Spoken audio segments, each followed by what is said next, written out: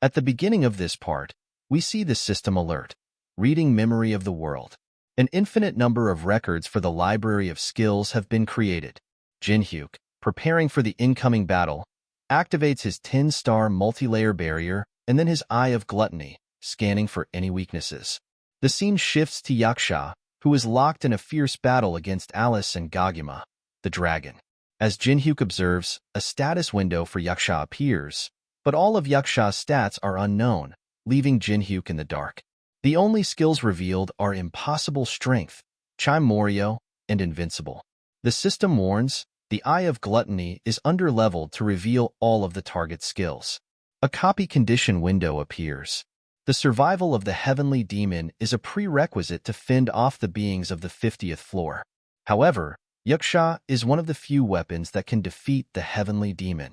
You will be able to copy one of its skills if you defeat Yaksha before it harms the heavenly demon.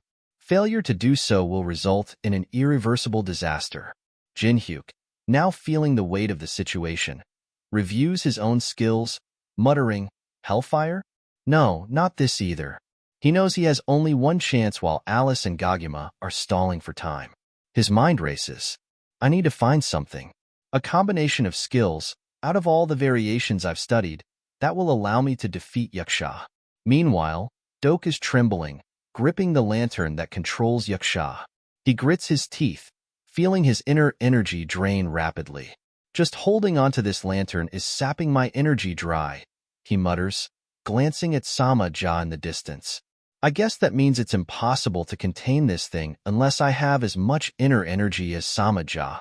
Dok shouts desperately, "You need to protect me no matter what." This lantern is the only thing controlling Yaksha. Chaihong blocks an attack from Wu Liang and replies, "I already am." Wu Liang, furious, says, "This is madness." Dok Goryong does not have enough energy to control Yaksha. Dok, panicking, shouts back, "What? That's nonsense. He's just trying to steal Yaksha from us. Don't fall for it. Who else here can handle this lantern?" Yaksha, overhearing the argument, smirks, such confidence. "You must not understand what that lantern truly is.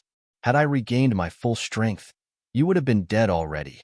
The only reason you're alive is because of luck." Yaksha's eyes gleam with a dangerous light as he continues, "And if that were to happen, I would have torn all of you to pieces." Suddenly, Gaguma roars, activating Dragon Roar, trying to drive Yaksha back. However, Yaksha reacts quickly, kicking Gaguma with such force that the dragon coughs out blood.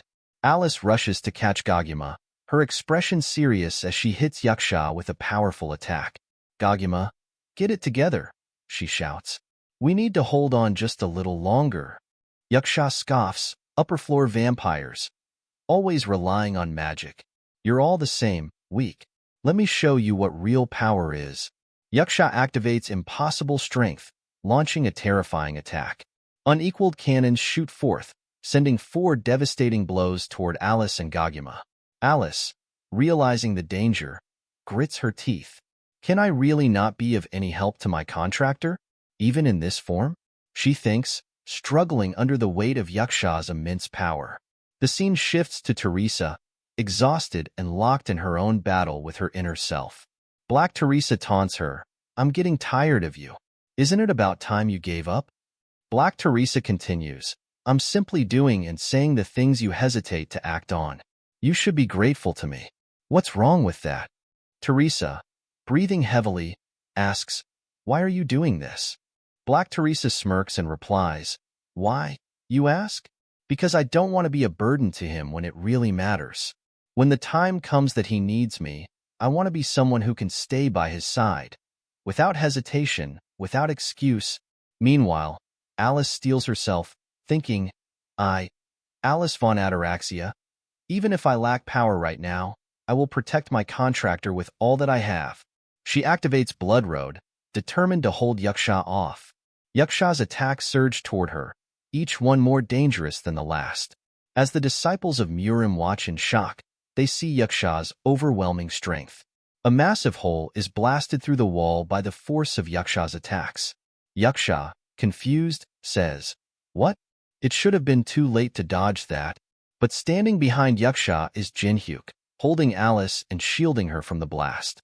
Alice looks up and smiles faintly. Hey, tell me, did we buy enough time for you?